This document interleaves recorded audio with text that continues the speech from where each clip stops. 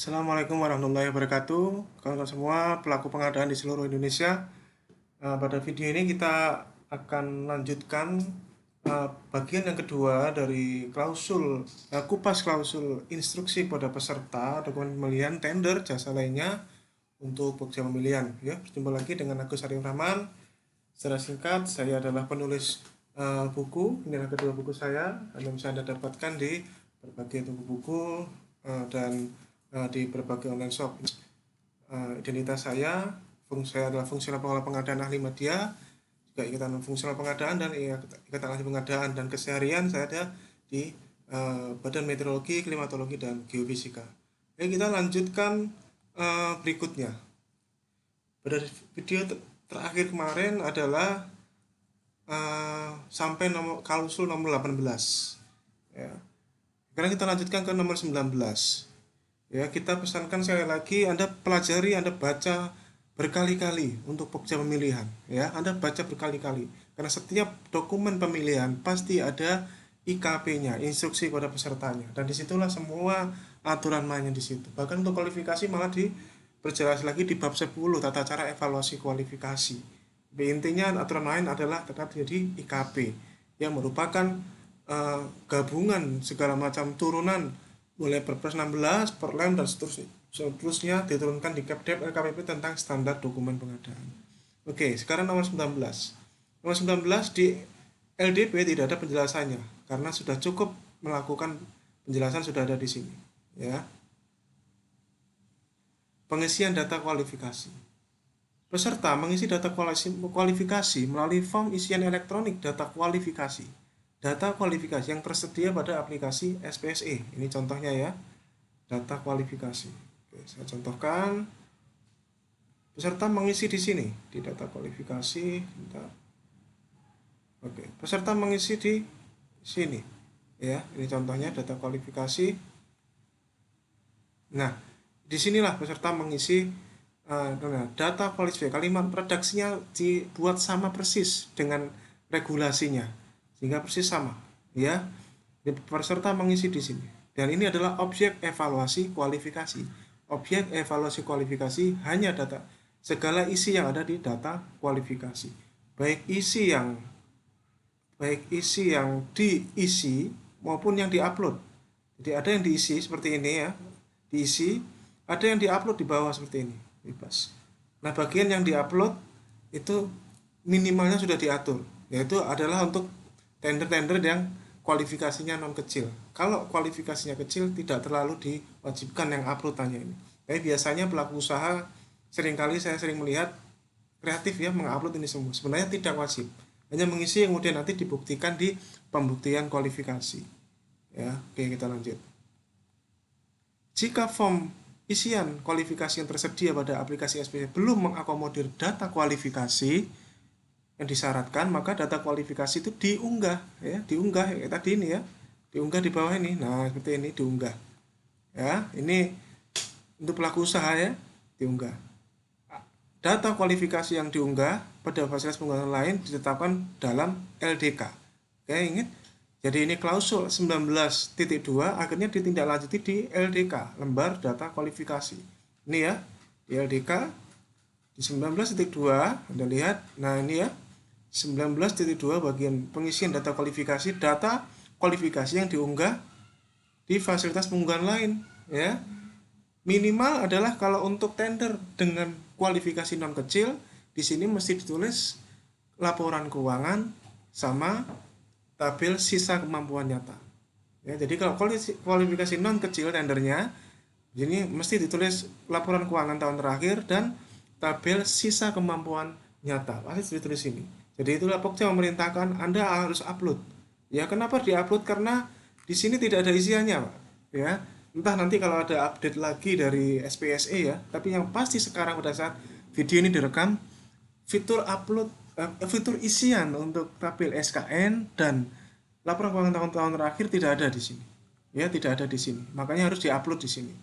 Ya, harus diupload di sini. Oke. Nah, ya, jadi sama persis ya, 19.2 ini juga 19.2. Di LDK juga. Dengan mengirimkan data kualifikasi secara elektronik, peserta termasuk anggota kemitraan, ya, menyetujui pernyataan di bawah ini. Jadi tidak perlu membuat surat pernyataan lagi. Karena sudah menggunakan SPSE, Undang-Undang ITE berlaku dengan Anda mengirimkan data kualifikasi, maka Anda sama dengan sudah membuat pernyataan atas 6 item ini, yaitu yang bersangkutan dan manajemennya tidak dalam pengawasan pengadilan, tidak pilot, dan kegiatan usahanya tidak sedang dihentikan. Jadi kalau Anda mengirimkan data kualifikasi sementara perusahaan Anda sedang dalam kondisi pilot, maka Anda sudah kena Undang-Undang ITE, ya. Sanksinya cukup berat, ya, paling enggak sanksi daftar hitam, tapi pasti ada sanksi-sanksi yang lain. Jadi hati-hati para pelaku usaha, pastikan Anda tidak dalam keadaan pilot, tidak dalam pengawasan pengadilan. Kemudian Anda juga sudah menyatakan yang bersangkutan berikut pengurus badan usaha tidak sedang dikenakan sanksi data hitam juga, ya. Jadi yang bersangkutan berikut pengurus badan usahanya, pengurusnya juga yang bertindak untuk dan atas nama badan usaha tidak sedang dalam menjalani sanksi pidana, yang bertindak untuk dan atas nama. Jadi kalau misalkan bertindak untuk dan atas nama, di nama direkturnya misalkan sedang dalam menjalani sanksi pidana, kemudian dia memasukkan penawaran, maka itu warning buat Anda, ya, jangan sampai itu terjadi, ya. Sekali lagi itu pelaku usaha, perhatikan benar-benar nama item ini, karena begitu Anda memasukkan kualifikasi, Anda sudah dianggap menyetujui, ya, semua yang di sini. Kemudian perhatikan lagi, pimpinan dan pengurus badan usaha bukan sebagai pegawai kementerian lembaga perangkat daerah, bukan sebagai ASN, ya, atau sebagai pegawai kementerian lembaga daerah yang sedang mengambil cuti di luar tanggungan negara. Jadi ASN yang aktif maupun sedang cuti di luar tanggungan negara itu tidak boleh sebagai pimpinan dan pengurus badan usaha. Pimpinan dan pengurus badan usaha. Ya, mungkin Anda bertanya, ini ada celahnya, berarti ada celahnya kan, Anda bisa kira tidak perlu dibahas di sini. Kan di sini disebut pimpinan dan pengurus badan usaha. Ya, seperti itu. Oke, kemudian pernyataan lain yang menjadi syarat kualifikasi yang tercantum dalam dokumen pemilihan. Kalau memang ada persyaratan yang lain, menurut saya tidak perlu membuat persyaratan-persyaratan yang lain, ya. Sudah cukup, ada di sini sudah cukup.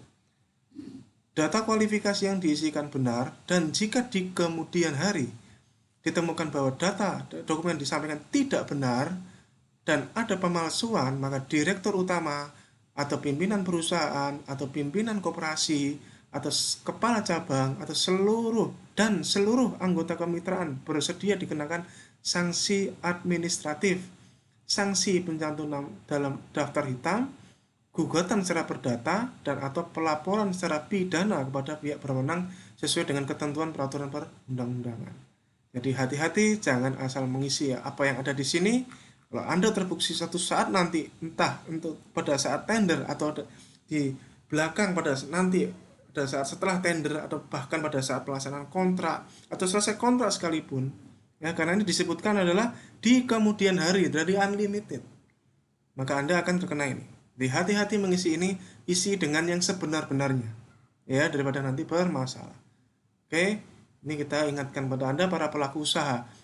Untuk peserta yang berbentuk kemitraan, penyampaian kualifikasi dilakukan oleh badan usaha yang ditunjuk mewakili kemitraan. Jadi yang mengisi adalah lead firm-nya. Nah, pengisian data kualifikasi dilakukan sesuai dengan di bab 8 petunjuk pengisian data kualifikasi, ya. Anda bisa lihat di bab 8 di dokumen pemilihan ini, ya, kita tidak bahas lagi. Oke, kemudian kita lanjut ke fakta integritas. Fakta integritas berisi ikrar untuk mencegah KKN serta akan mengikuti proses pengadaan secara bersih, transparan, dan profesional. Bersih, transparan, dan profesional. Dengan mendaftar sebagai peserta tender pada suatu paket pekerjaan, maka peserta telah menyetujui fakta integritas, termasuk peserta sebagai anggota kemitraan. Jadi, walaupun Anda tidak memasukkan kualifikasi pun, Anda mendaftar saja sebagai peserta, Anda sudah sama dengan membuat surat pernyataan fakta integritas ini, ya. Begitu pengertiannya, ya. Nah, kemudian kita ke klausul huruf D, penyampaian data kualifikasi dan dokumen penawaran. Ya, penyampaian data kualifikasi, klausul nomor 21, Kita lihat, cek di sini. Tidak ada ya, langsung ke masalah. Peserta menyampaikan data kualifikasi melalui form isian elektronik data kualifikasi yang tersedia di SPSE bersamaan dengan penyampaian dokumen penawaran. Ya, inilah pasca kualifikasi. Penyampaiannya bersamaan, jadi satu langsung. Untuk metode satu file, ya umumnya satu file ya. Jadi tapi di sini di IKP dijelaskan untuk dua alternatif ya. Penyampaian dokumen penawaran untuk metode satu file, dokumen penawaran administrasi, teknis, dan harga disampaikan dalam satu file, dan itu sudah otomatis di SPSE. Peserta tender menyampaikan semua dokumen penawaran dengan cara menyampaikan penawaran dan melampirkan dokumen pendukung. Dokumen dienkripsi dan dikirim ya melalui appendo ya, dienkripsi. Dua file, bedanya apa? Filenya ada dua ya. File 1 berisi dokumen penawaran administrasi dan teknis saja. File 2 berisi penawaran harga ya. Seperti itu mengenai pasal kualifikasi, ada yang satu file, ada yang dua file. Peserta tender menyampaikan dokumen penawaran file 1 dan menyampaikan dokumen pendukung. Dokumen file penawaran file 1 dienkripsi dan dikirim. Nah, selanjutnya peserta tender menyampaikan penawaran file 2 dan melampirkan dokumen pendukung, kemudian dikirim juga. Metode penyampaian dokumen penawaran pada LDP sesuai ditetapkan pada LDP ya. Apakah hanya satu file atau dua file ditetapkan di sini. Ya, contohnya di sini adalah satu file. Dan umumnya pasal kualifikasi adalah satu file.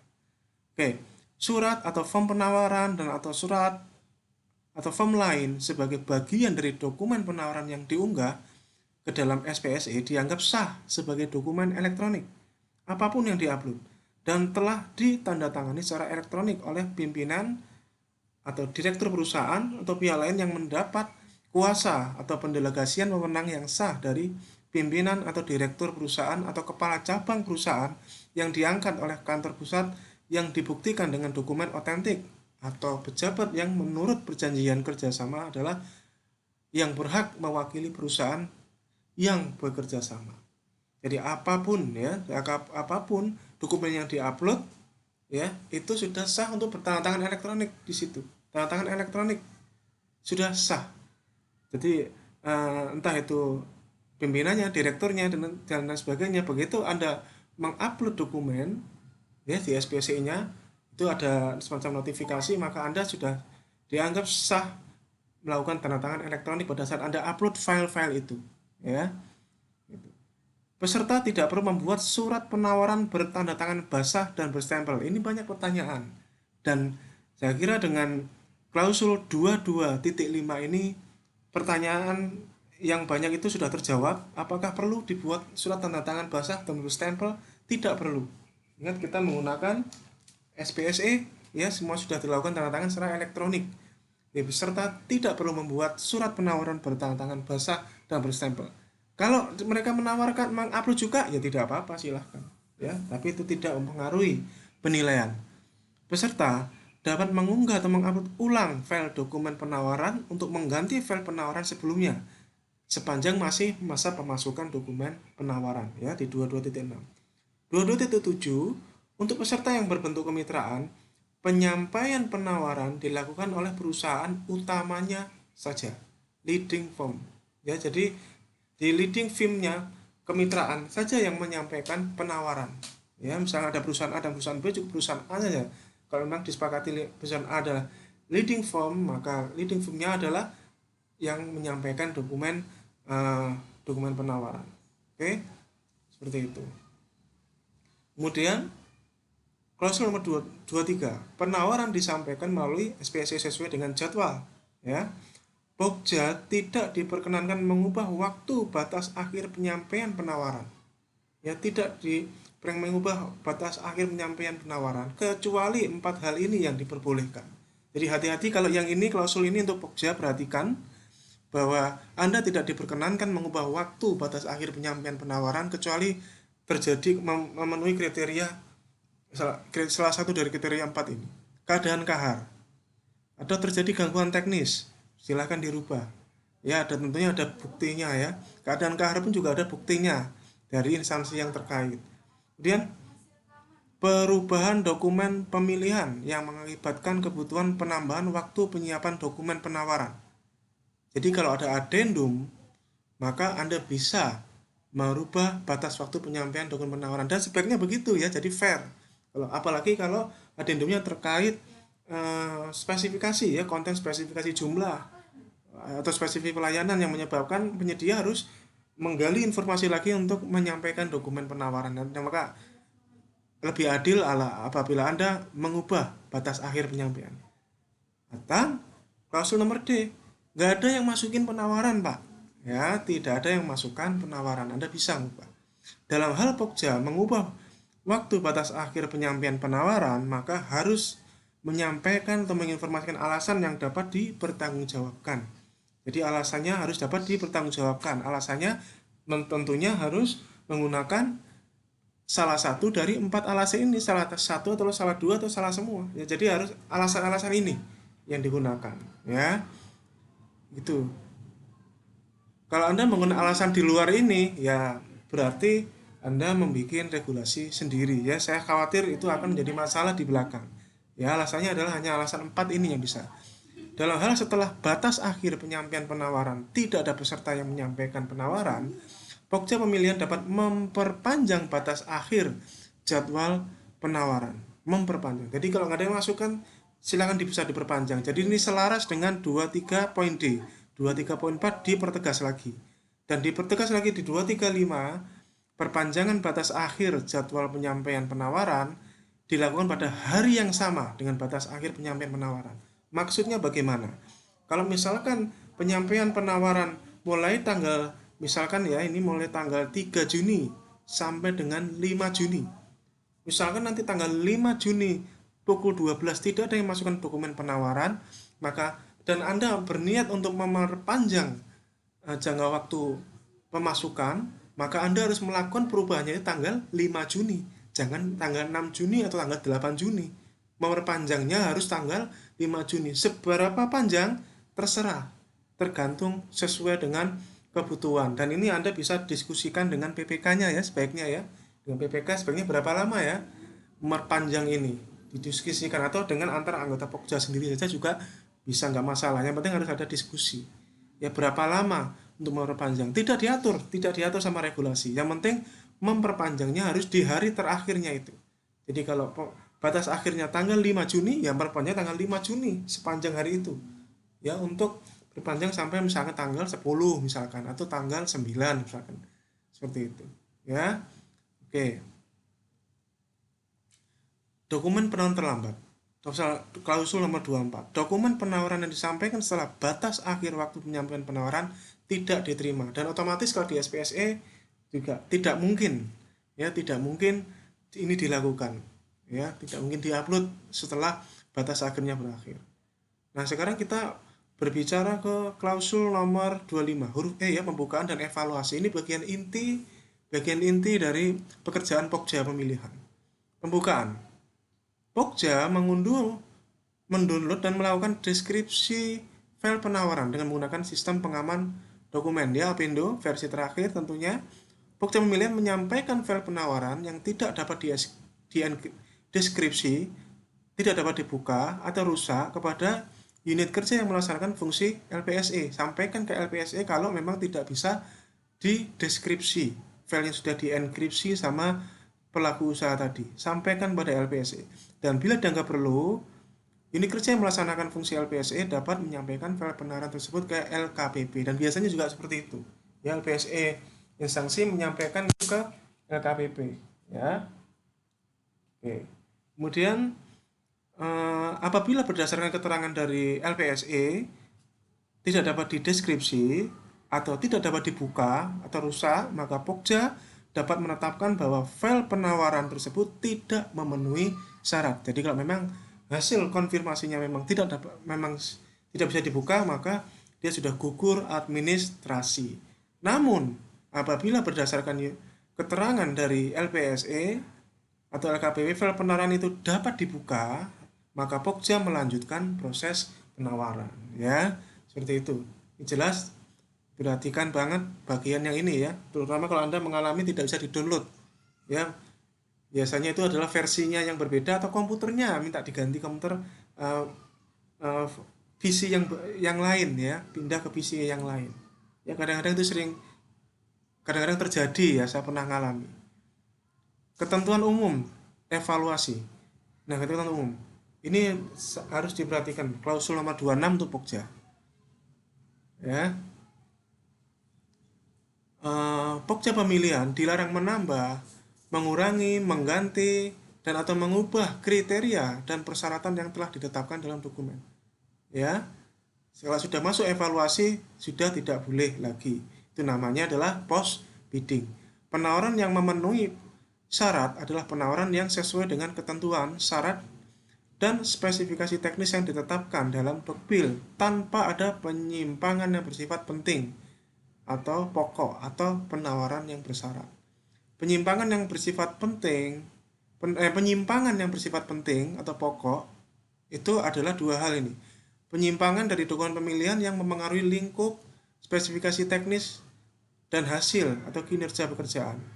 Atau penawaran dari peserta dengan persyaratan tambahan di luar ketentuan dokumen pemilihan yang dapat menimbulkan persaingan usaha tidak sehat dan atau tidak adil di antara peserta yang memenuhi syarat. Jadi penyimpangan yang bersifat penting atau pokok atau penawaran bersyarat ini perlu diperhatikan bahwa penawaran yang memenuhi syarat itu adalah penawaran yang sesuai dengan ini, ya, tanpa ada penyimpangan dua hal ini, ya, seperti itu. Oke, Pokja 26 poin D, Pokja pemilihan dilarang menggugurkan penawaran dengan alasan kesalahan yang tidak substansi, ya. Jadi ini penting, ya. Ada banyak terjadi alasan gugurnya, ada hal-hal yang nggak penting-penting amat. Ada contohnya di situ. Tapi ini tidak terbatas pada, ya. Kesalahan pengetikan, penyebutan sebagian nama atau keterangan, surat penawaran tidak berkop dan atau tidak berstempel, itu tidak apa-apa. Tadi disampaikan di sebelumnya, apapun yang diupload itu adalah dokumen sah, ya, yang berkekuatan hukum, dilindungi Undang-Undang ITE, dilindungi oleh SPSE, bahwa itu ada dokumen resmi, ya, seperti itu. Tidak harus ada kopnya, tidak harus ada stempelnya. Tapi kalau ada kopnya, ada stempelnya, itu setidaknya menambah keyakinan Pokja. Itu saja paling pengaruhnya, ya. Itu. Para pihak dilarang mengaruhi atau melakukan intervensi kepada Pokja selama proses evaluasi. Ya, wah, itulah yang menyebabkan Pokja, kalaupun misalkan Anda katakanlah Anda mengenal lah dengan PPK, mengenal lah dengan pelaku usaha misalkan, ya, saking seringnya tender, kemudian mungkin ada satu dua hal kita misalkan mengenal salah satu penyedia misalkan, sebaiknya selama masa evaluasi atau masa tender tidak berhubungan dulu. Nanti kalau sudah tender silahkan, ya, terserah, ya, yang penting tidak melakukan tindakan-tindakan yang melanggar undang-undang tipikor, ya. Tapi yang pasti sepanjang masa tender sebaiknya hindari hal-hal ini, intervensi, ya, segala pihak, semua pihak, termasuk pimpinan, ya, termasuk pimpinan, dilarang melakukan intervensi selama proses evaluasi. Pokja melakukan pemeriksaan terkait persaingan usaha yang tidak sehat dan pengaturan bersama atau tindakan yang terindikasi persekongkolan, ya. Jadi ini dicek. Indikasi persekongkolan, hati-hati, jangan asal menuduh indikasi persekongkolan untuk para anggota Pokja atau siapapun. Karena persekongkolan di sini diatur di IKP minimal harus ada 2 indikasinya. Kalau cuma 1 indikasi, maka itu belum termasuk persekongkolan. Nah, hanya kebetulan saja. Yaitu adalah terdapat kesamaan dokumen teknis. Ya, misalkan metode kerjanya sama, dan seterusnya seperti ini. Ya. Spesifikasi barang yang ditawarkan merek dan atau dukungan teknis sama. Ya, terdapat kesamaan persis.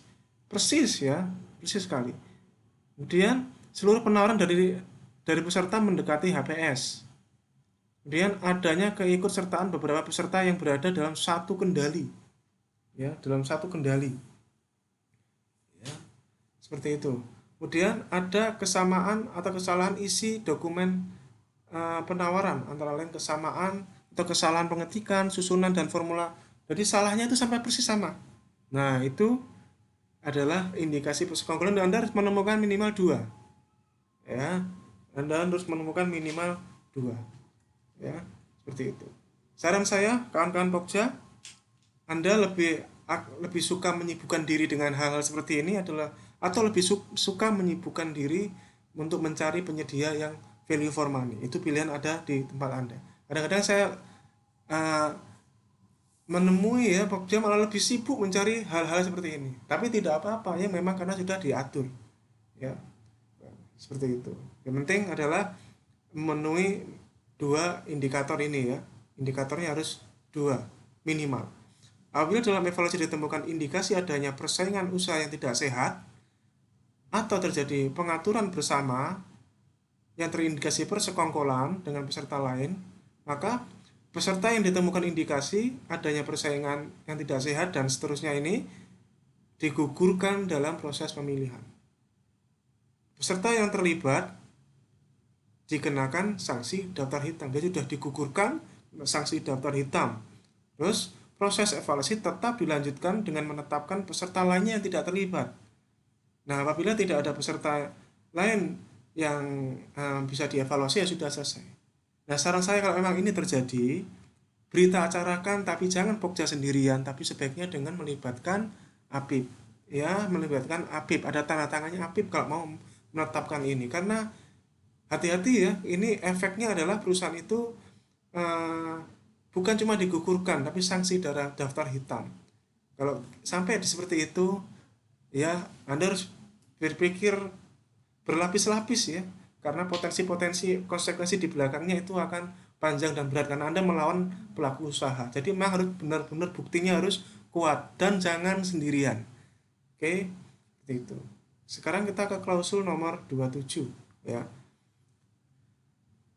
Klausul nomor 27 adalah evaluasi dokumen penawaran dan kualifikasi. Di sini sudah diatur juga ya. Diatur di IKP 27.1. Metode evaluasi penawaran digunakan dalam pelaksanaan pemilihan ditetapkan dalam LDP. Nah, di sini misalkan contohnya adalah metode sistem harga terendah ya, pilihan yang ini. Jadi pilihannya adalah ada 3. Jadi menggunakan dokumen standar dokumen yang ini pasca kualifikasi ini, pilihannya adalah sistem nilai, sistem biaya selama ukur ekonomis, atau sistem harga terendah. Pilihannya adalah 3 ini metode evaluasinya. Ya, sistem nilai, sistem biaya umum ekonomis, atau sistem harga terendah. Oke. Nah, untuk metode evaluasi dengan sistem harga terendah dengan satu file, maka evaluasinya ini, tolong benar-benar diperhatikan, semuanya sudah diatur di sini.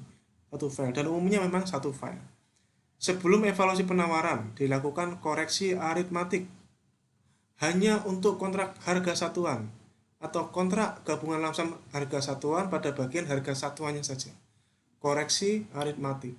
Oleh karena itulah makanya di SPSE kalau kontrak harga satuan atau gabungan lamsam harga satuan ada pilihan centangan daftar kuantitas dan harga ya, itu bisa dilakukan koreksi aritmatik khususnya kalau harga yang dimasukkan itu adalah harga gelondongan tetapi rincian satuannya diupload di daftar kuantitas dan harga.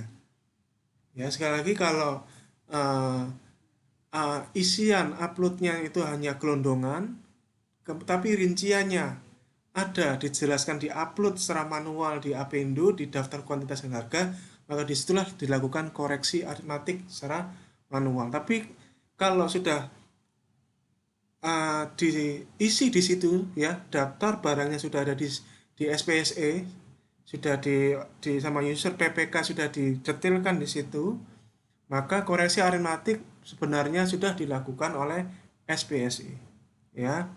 Jadi ini adalah kalau ini dilakukan secara manual, apabila terjadi kesalahan hasil perkalian antara volume dan harga satuan, maka dilakukan pembetulan dan harga yang berlaku adalah hasil perkalian sebenarnya. Jadi ini adalah untuk mengantisipasi apabila terjadi kayak seperti tadi ya, struktur spesifikasi jumlahnya berupa gelondongan saja, jadi rinciannya diupload manual, maka dilakukanlah koreksi aritmatik. Dan di sini peraturan sudah jelas, segala keterangan jenis pekerjaan yang tidak diberi harga satuan dianggap sudah termasuk. Jadi kalau harga satuan ya, harga satuan yang tidak diberikan rupiah, tidak digugurkan, ya pernah tanya seperti itu ya, sudah dianggap sudah termasuk Ya, jenis pekerjaan yang tidak diberi harga satuan dianggap sudah termasuk dalam harga satuan pekerjaan yang lain, dan harga satuan pada daftar kuantitas harga tetap dibiarkan kosong. Jenis pekerjaan yang tidak tercantum di dalam daftar kuantitas dan harga disesuaikan dengan jenis pekerjaan yang tercantum dalam dokumen pemilihan, dan harga satuan pekerjaan dianggap nol, ya, tetap dianggap nol. Hasil koreksi aritmatik dapat mengubah harga penawaran dan urutan peringkat. Jadi dapat merubah. Jadi kalau rinciannya dijelaskan, diupload sendiri di Apindo, karena memang struktur spesifikasi jumlahnya gelondongan, ya maka nilai yang benarnya dia diisi di SPSE dan itu akan merubah nilai. Ya. Tapi kalau sudah SPSE yang melakukan, mestinya tidak salah, ya, sudah benar hasil koreksi aritmatiknya. Berdasarkan hasil koreksi aritmatik, Pokja menyusun urutan dari penawaran terendah. Apabila diperlukan, maka Pokja melakukan klarifikasi hasil koreksi aritmatik pada peserta. Lakukan klarifikasi harga. Apabila hasil koreksi aritmatik melebihi HPS, maka penawaran otomatis sudah gugur di administrasi. Sudah tidak perlu lagi melakukan hal yang lain. Ya. Apabila semua harga penawaran setelah koreksi aritmatik melebihi HPS, ya sudah selesai, ya. Tidak perlu dilanjutkan tendernya, mending diulang dari awal atau gagal sama sekali. Yang jelas statusnya adalah tender gagal. Berdasarkan hasil koreksi aritmatik, Pokja pemilihan menyusun urutan dari penawaran terendah, ya, dan di SPSE sudah diurutkan. Biasanya pelaksanaan evaluasi dilakukan terhadap 3 penawar terendah setelah koreksi aritmatik saja. Jadi kalau yang masukkan penawaran ada 10, lakukan koreksi aritmatik hanya pada 3 saja dulu. 3 saja dulu. Ya, koreksi aritmatik dilakukan sebelum evaluasi administrasi. Apabila setelah koreksi aritmatik terdapat kurang dari 3 yang menawar harga penawaran kurang dari HPS, maka proses tender tetap dilanjutkan dengan melakukan evaluasi penawaran. Ya, Pokja pemilihan melakukan evaluasi penawaran mulai administrasi, teknis, dan harga. Jadi, memperhatikan bahwa koreksi aritmatik dilakukan sebelum administrasi, teknis, dan harga. Ya, sebelum administrasi, teknis, dan harga. Seperti itu. Kalau menggugurkannya di mana? Menggugurkannya nanti di administrasi. Kalau misalnya koreksi aritmatik terus harganya di atas HPS, menggugurkannya di mana? Di SPSE. Lakukanlah, alasannya itu di evaluasi administrasi. Ya, karena koreksi aritmatik sendiri tidak ada tabnya. Ya, tidak ada tab untuk menggugurkan di aritmatik. Oke. Itu tadi yang satu file, ya. Kemudian yang 2 file. Untuk metode yang 2 file atau sistem harga terendah dengan 2 file, sistem nilai dengan 2 file, atau penilaian biaya selama umur ekonomis dengan 2 file, evaluasi dilakukan sebagai berikut. Jadi kalau Anda memilih sistem nilai atau sistem biaya selama umur ekonomis, maka sudah pasti itu 2 file. Ya, sekali lagi kalau Anda memilih metode evaluasi penawarannya sistem nilai atau sistem biaya selama umur ekonomis, sudah pasti itu adalah 2 file. Maka seperti inilah Pokja melakukan evaluasi terhadap file 1 dulu. Evaluasi administrasi dan teknis. Evaluasi kualifikasi dilakukan bersamaan dengan pelaksanaan evaluasi penawaran file 1. Jadi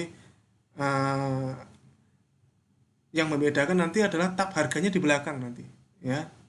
Jadi pada saat file 1 ini itu adalah administrasi dan teknis sekaligus kualifikasi, ada di depan, ya.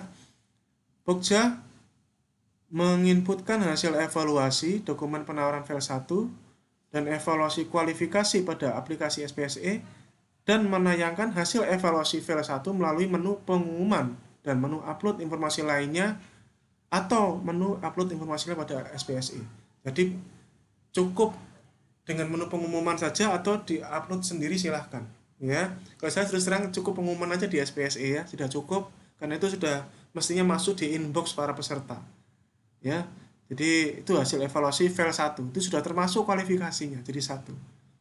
Nah, selanjutnya Pokja melakukan pembukaan file 2. Jadi urutannya seperti itu, ya, file 1 dulu pengumuman, terus dibuka file 2. Dokumen penawaran harga milik peserta yang tidak lulus evaluasi administrasi, kualifikasi, dan atau teknis tidak dibuka, dan memang tidak bisa dibuka, ya. Tidak bisa dibuka.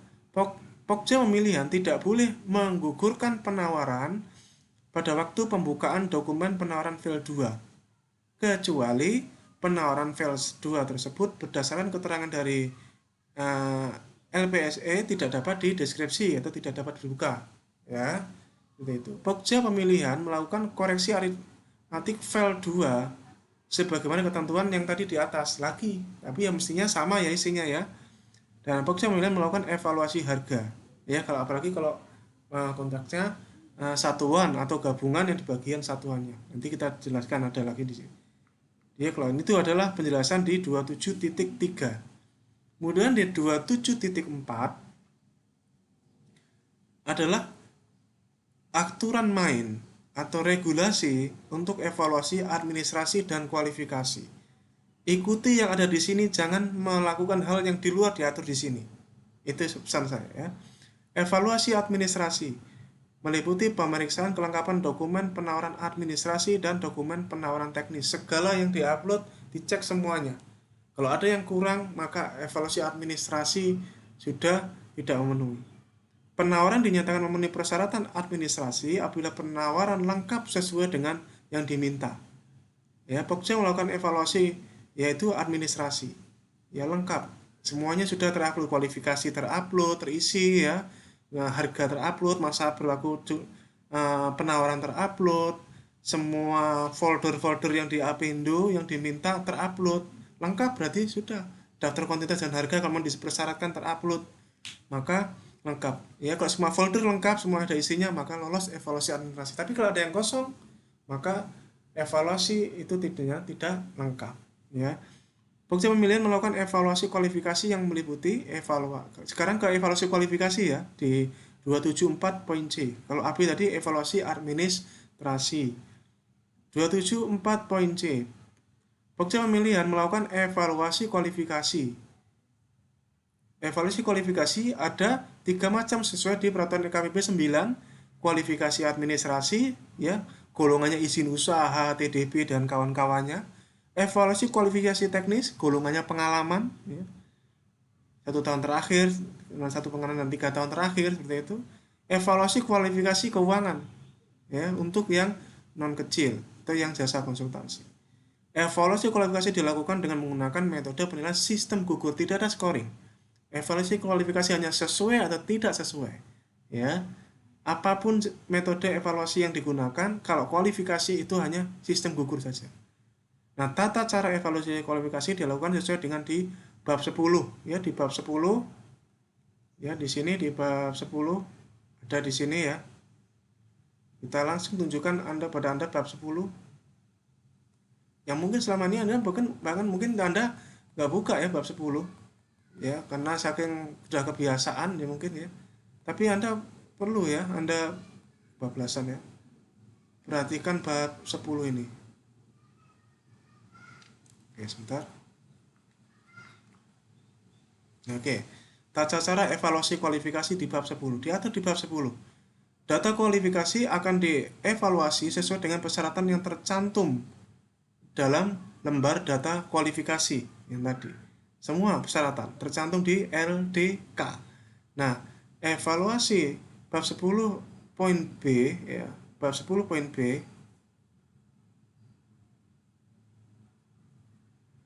Evaluasi kualifikasi administrasi, kualifikasi teknis, kualifikasi kemampuan menggunakan sistem pass and fail dengan membandingkan persyaratan yang tercantum dalam dokumen kualifikasi dengan data kualifikasi peserta.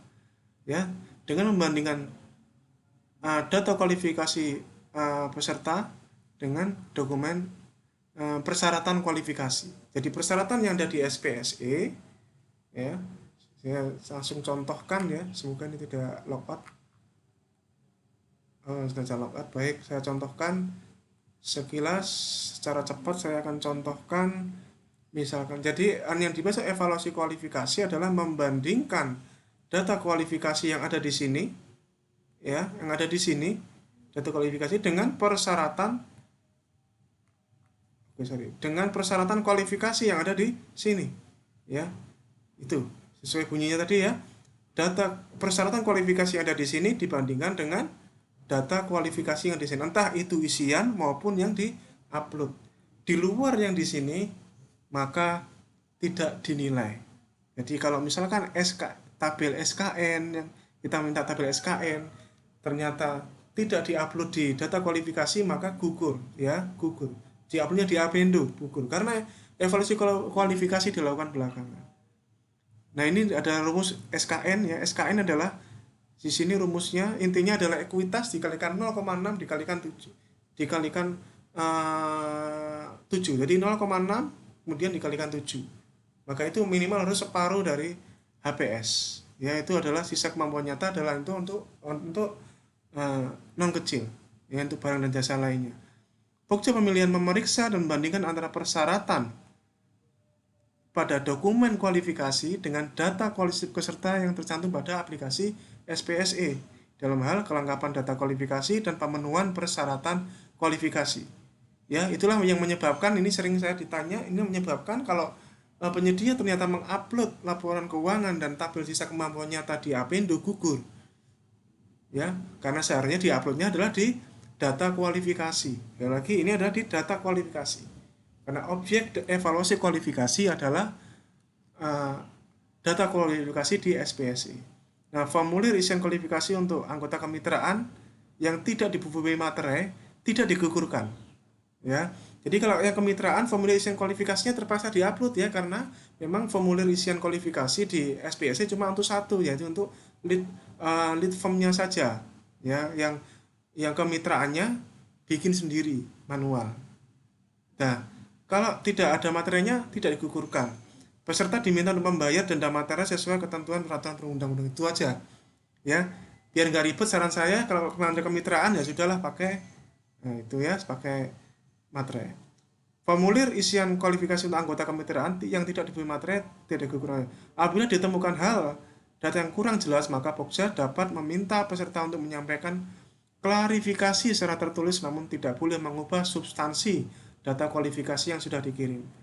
Dan data kualifikasi yang kurang atau tidak dapat dilengkapi karena sudah dalam tahap pemilihan atau proses kompetisi. Jadi data kualifikasi yang kurang tidak dapat dilengkapi, ya, tidak dapat dilengkapi karena sudah masuk proses kompetisi.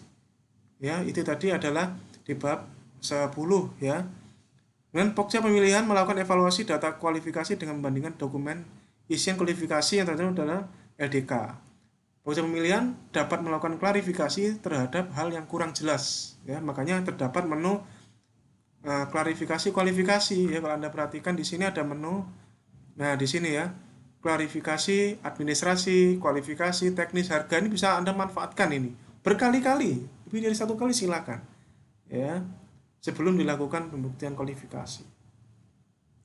Untuk sistem harga terindah satu file, ya, untuk yang satu file saja ya, apabila dari 3 penawaran terendah ada yang tidak memenuhi persyaratan administrasi dan kualifikasi, maka Pokja pemilihan melakukan evaluasi administrasi dan kualifikasi terhadap penawar terendah berikutnya apabila ada. Ya, ini yang membedakan dengan yang dulu ya. Intinya adalah kalau misalnya yang masukkan penawaran adalah ada 10 penawaran, Anda cukup periksa 3 terendah dulu. Kalau ya, dari 3 ini ada satu yang tidak lulus, ada tidak sesuai ya, untuk harga terendah ya, tidak sesuai administrasi dan kualifikasinya, silahkan lanjut ambil urutan berikutnya yang terendah satu-satu. Pokoknya tetap 3 terendah yang dievaluasi. Ya, apabila tidak ada peserta yang memenuhi persyaratan administrasi dan kualifikasi, maka tender dinyatakan gagal. Jadi manggilnya urutan berikutnya pas kapan? Pas sudah ternyata ada salah satu peserta yang sudah gugur evaluasi kualifikasi. Ingat di sini urutannya administrasi, kualifikasi, teknis, harga, pembuktian kualifikasi. Ya, jadi kalau di sini sudah ada yang gugur 1, Anda sudah manggil 3, ada gugur 1, panggil urutan berikutnya, evaluasi ya, bukan dipanggil, maaf. Jadi evaluasi urutan berikutnya. Ya, seperti itu ya. Jadi di sini jangan nggak usah nunggu di belakang, tapi cukup dievaluasi kualifikasi. Jadi ini urutannya. Ya. Oke, clear seperti itu.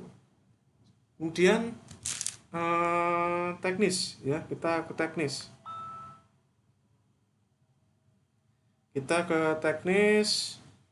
Evaluasi teknis dilakukan terhadap peserta yang memenuhi persyaratan administrasi dan kualifikasi. Unsur yang evaluasi teknis ya sesuai dengan kriteria evaluasi yang tertanggung dalam LKE. Nah, ini LKE.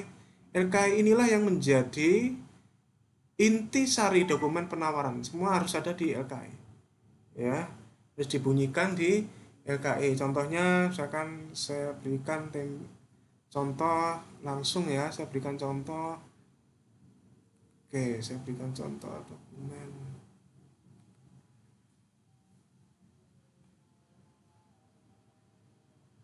LKE. Kita langsung loncat ke LKE di sini. Nah ini LKE. Spesifikasi teknis dan identitas. Kalau ini adalah standar kalimat yang sering saya pakai di uraian, bunyikanlah seperti ini. Ini sesuai dengan KEPDEP tentang juknis perencanaan pengadaan. Ada spek kinerja, ya, spek teknis, spek faktur, spek jumlah, spek pelayanan. Standar gunakan seperti ini. Jadwal pengiriman, brosur, surat pernyataan, dan seterusnya, program mutu dan segala hal yang memang sepakati sesuai dengan berita acara review, ya. Ya, ini LKE. LKE inilah yang menjadi dasar, ya, kita melakukan evaluasi. Oke, LKE. Nah, evaluasi teknis dilakukan dengan cara, nah ini tergantung metode evaluasinya. Kalau sistem nilai, maka evaluasi teknis dilakukan dengan memberikan bobot terhadap masing-masing unsur penilaian dengan nilai masing-masing unsur dan atau nilai total keseluruhan memenuhi ambang batas minimal. Jadi minimal ambang batasnya adalah memenuhi total dan masing-masingnya. Ya, seperti itu. Unsur, kalau untuk yang sistem biasa makroekonomis, evaluasi teknis dilakukan menggunakan sistem gugur pass and fail. Ya, pass and fail. Nah, untuk harga terendah, evaluasi teknis juga sama, pass and fail, sistem gugur atau sistem gugur dengan ambang batas. Ambang batasnya ditentukan seperti ini. Ya, bisa dilakukan seperti itu ya. Evaluasi teknis dilaksanakan sesuai dengan yang tercantum di dalam LDP. Nah, itu ya 275 WIND. Ya, tadi di LDP dibunyikan di 275.D.